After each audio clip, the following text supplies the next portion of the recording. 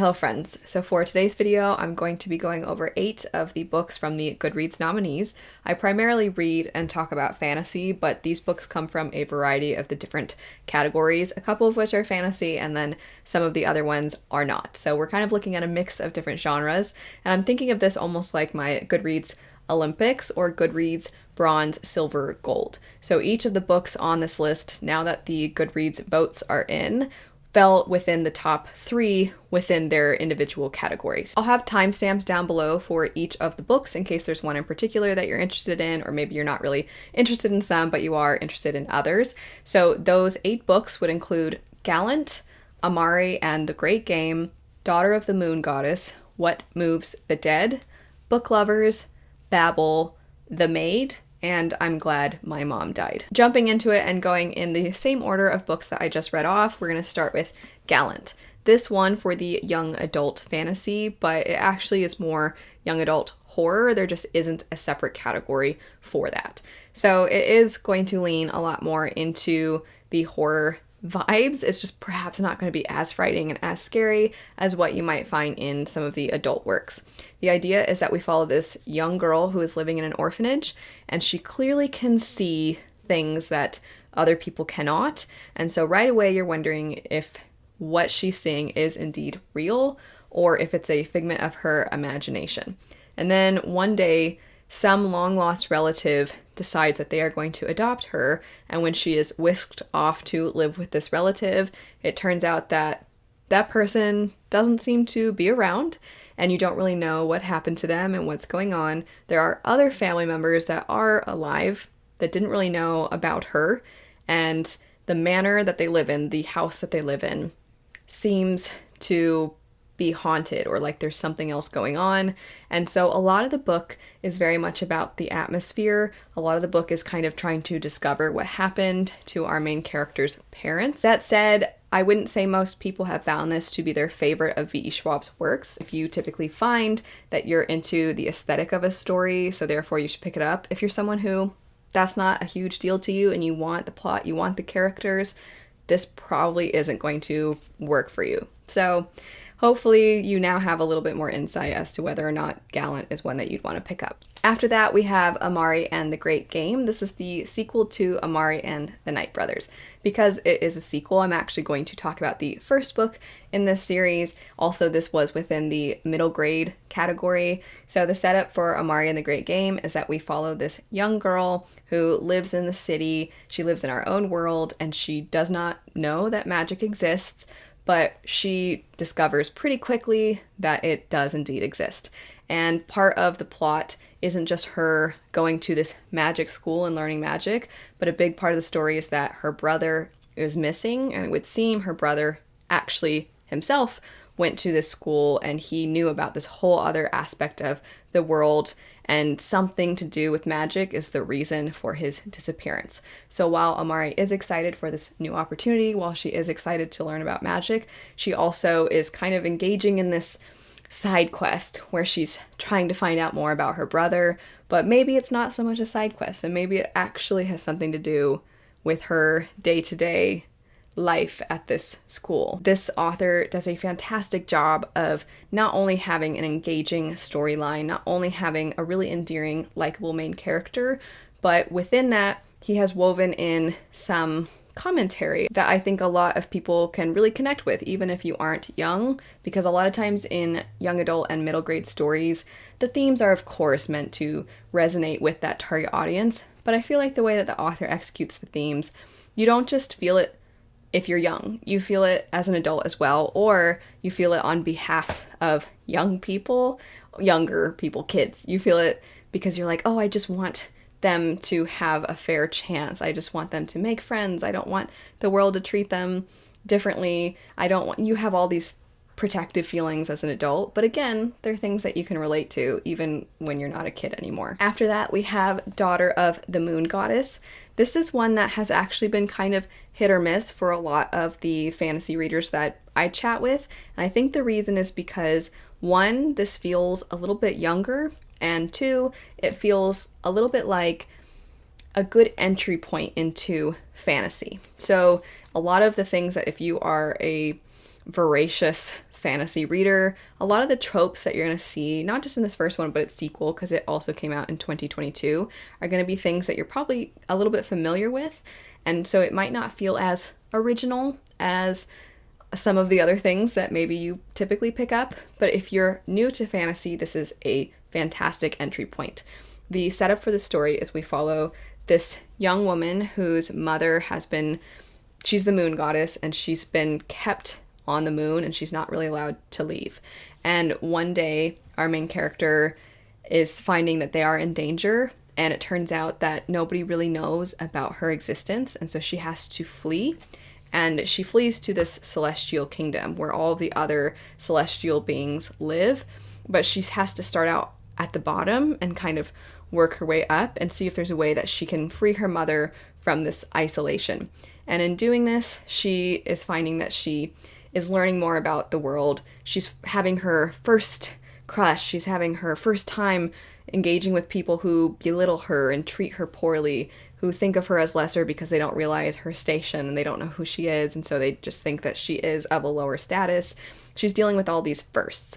And as a result, I think that's part of why this feels a little bit younger and why maybe it feels a little more approachable, because those are the types of things that we find in a lot of young adult stories or stories about self-discovery. If you're the kind of person that when an author describes something, it comes to life in your mind, this story, it really is stunning. It's beautiful in its descriptions. You can just see all these colors, and you see the way in which the buildings come to life and the way their magic is used, and it all just is so pretty. Sense of time, because the celestial beings are immortals, time flows kind of strangely.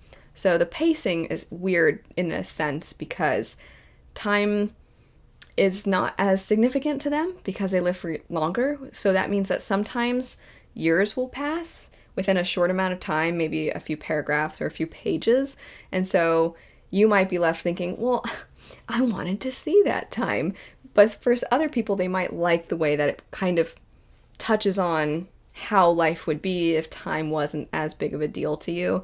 So I think it's intentional, but it also does affect the pacing. After that, we have What Moves the Dead.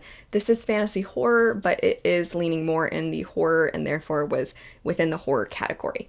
This is by T. Kingfisher, who I have read quite a few of her books this year and loved many of them. I actually didn't love this one, but that's more so because I don't gravitate towards horror all that often. And I think that if you are somebody who enjoys horror, then I would absolutely recommend this. It is a retelling of the fall of the House of Usher.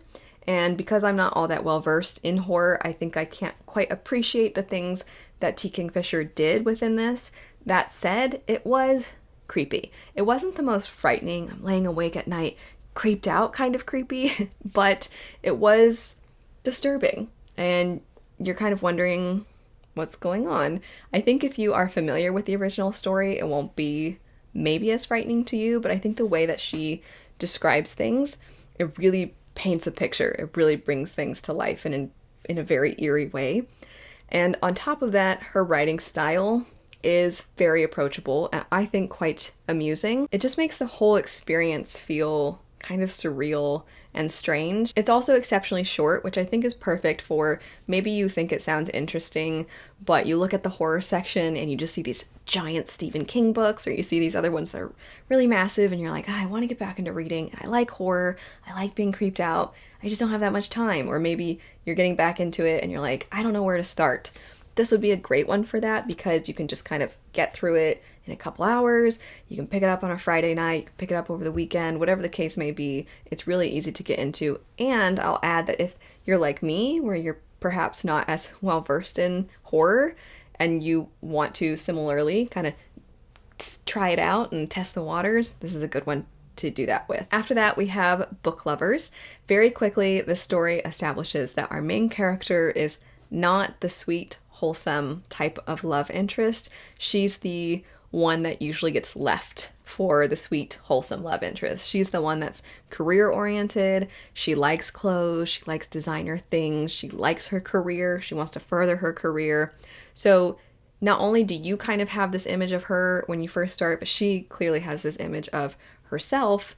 And as you're reading, you kind of discover what led her to be the person she is, why she prioritizes the things that she does. And if you've read any of Emily Henry's books, you know that initially you go in thinking, oh, this is going to be a fun little romance story. And then you actually kind of get into the trauma within these women's lives. You find out not just their own lives, but the things that are affecting their love interests, the way that the two characters kind of come to terms with their lives, their pasts, or maybe sometimes why they're continuing to struggle with those things. And so they can actually be kind of hard-hitting despite how cutesy the covers may look.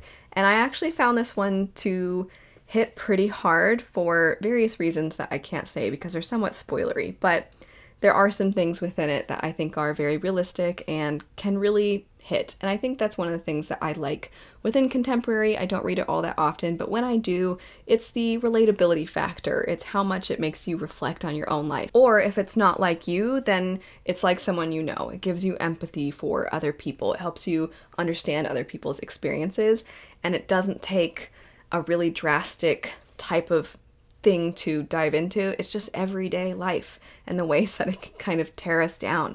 So I really like the way that we dive into those sorts of things. I also did enjoy the romance within this story, and I think a lot of people are going to really like it because the characters, when they first meet, it's sort of that first impressions are everything, and their first impression of each other isn't great. And she goes on this little small town vacation with her sister, and while they're there, she runs into this person that she's kind of had some interactions with due to their careers. She runs into him in this small town, and it's so small that they keep running into each other. And she's like, gosh, I can't stand this guy. He's going to ruin my vacation. And then, you know, it makes the vacation a little bit more tension-filled. After that, we have Babel. This is a story that examines whether the act of translation during the 1800s that was used to further Britain's control and its empire, if that in and of itself is an act of betrayal. This is historical fiction with sprinkles of fantasy. It is currently categorized as fantasy, but it is going to rely heavily on real historical events. And there is some magic, but I would say in a lot of ways it feels like you're reading historical fiction. And part of this is due to the fact that the author has a vast amount of knowledge of this time period. She did a great deal of research, and so she is kind of flexing her knowledge a little bit in this story. The magic is specifically tied to language and silver. So the British Empire is looking for people who have a fluency in not just English, but in the languages of the peoples that they are trying to colonize. And so our main character, Robin, is somebody who from a very young age was selected because of this fluency he has in another language and within English. And he goes to Oxford, and within Oxford is where you see them using their expertise and their fluency to further the magic system. And the magic system furthers the power of the British Empire. And as Robin is getting older, he's starting to notice and realize that he is contributing to some things that he isn't okay with, that he doesn't agree with. And he kind of has to look around at his own life and wonder how much of my life and my privileges and the comforts that I have are a result of the things that I'm contributing to, the things that I do not agree with and that I'm not okay with. And the more Robin's eyes are opened, the more that he wants to participate in rebellion. Very different. After that, we have The Maid. This is a story that follows a young woman who very clearly does not take the world in the same way as a lot of other people. And she is very sweet and very endearing. However, there are people that take advantage of the fact that she is a little bit unaware of certain situations and social norms, and she finds herself the suspect within a potential murder that takes place at the hotel that she works at. She is a maid at this hotel. She is the one that discovered the body of the individual who was found dead by her, and she had nothing to do with this murder. She's just this sweet woman who loves being a maid, but because of her maybe not being quite as typical as a lot of other people and having a more rigid view of cleaning and really loving and being passionate about being a maid and things like that a lot of her coworkers can't really relate to, they see her as an oddity, and they are perfectly willing to tell investigators, oh, you should look into her. I'd say there's something going on with her. And it's really sad for a lot of it, but it's also sad beyond just the cozy murder mystery aspect of the story. We dive into the way that she's been taken advantage of in the past, and you also see that she was raised by her grandmother. At the beginning of the story, you find out that her grandmother has passed away, but you kind of get into the relationship with her and her grandmother, and you're like, can somebody just be there for her? And you really feel for her, and I really liked this. It's a book that kind of surprised me. I went into it being like, oh, it's just gonna be a cozy mystery, and I wasn't expecting to have so many emotions while I was reading this. Something I thought the author did really well is that she made it very obvious to you, the reader, what's going on, but then showed why our main character is somebody who, Molly is her name, why Molly is viewing things differently. But that gives you a false sense of certainty, because you go into it being like, oh, I know what's going on. And then you're getting more information. You're like, wait a second. Maybe there's more going on than I thought. And then you have to find that out as you're reading. And until the very last page, things are not always as they seem. Last, we have the memoir, I'm Glad My Mom Died. This really explores the fact that Jeanette McCurdy, who is the individual who wrote this, the parental abuse that she experienced and the effects that that abuse had on her as she was growing up. She does go in depth about the fact that she developed eating disorders as a result of how she was treated when she was young, the fact that her mother essentially managed her eating disorder for her, and a lot of other things that are very difficult to read about I can only imagine, were very difficult to share and write about. It's the kind of book that if you have never experienced these things, you've never known somebody who's experienced these things, I think it's important to read, because the title alone, it really takes a lot of people aback. It really surprises a lot of people to hear something that just seems so harsh. But when you read about what she has gone through, you kind of start to understand that there is a sense of relief when the thing that has been beating you down, the thing that has been making you miserable, has been destroying your life, when that is no longer present in your life, the relief that comes with that. Most people know Jeanette McCurdy because she is a celebrity. I never really grew up watching the shows. So for me, I kind of came into this not really knowing about her, but a big part of it is not just parental abuse that led to eating disorders, but also the fact that Jeanette McCurdy's mother pushed her into acting at a very young age and put the entire family's struggles, their financial burdens, they put it all on her from the time she was a little kid. And because her mom was her entire world, she would do anything she could to make her mom happy, to a point that it became extremely destructive in her life. But she wasn't even old enough to process what was happening to her, the fact that she was experiencing abuse. She loved her mother, she knew her mom loved her, and a really big part of this book is that her mother clearly is somebody who also had a lot of trauma in her life, because she herself has an eating disorder. Some of her behavior, she was sick, she had cancer. You can tell that she has a lot of trauma, but then she kind of passes on a lot of things to her daughter, and it's just really difficult to read. It's difficult to know that Jeanette is not the only person experiencing these things, and I think that's why this book is so important, is because it gives you more empathy, it makes you more understanding, it shows you that somebody might seem really happy, somebody might seem like they're living the dream and they have everything, but they can be having a horrible life, that they can be absolutely miserable. Another big aspect of the story is when you have a parental figure who is abusing you, that you will likely not see it as abuse for a very long time. And when the first time you ever hear it addressed that way, you will likely reject it. You won't want to accept it, because how do you accept that the person who's supposed to love you the most and take care of you is the one that is kind of ruining your life. That's it for 8 of the books from the top 3 within different categories of the Goodreads nominees. Let me know your thoughts on any of these books. Let me know your thoughts on any of the top 3 from categories I didn't talk about, or maybe the other spots within the top 3 that I didn't mention. But anyway, thanks so much for watching. I hope you have a lovely rest of your day, and I'll see you all later. Bye.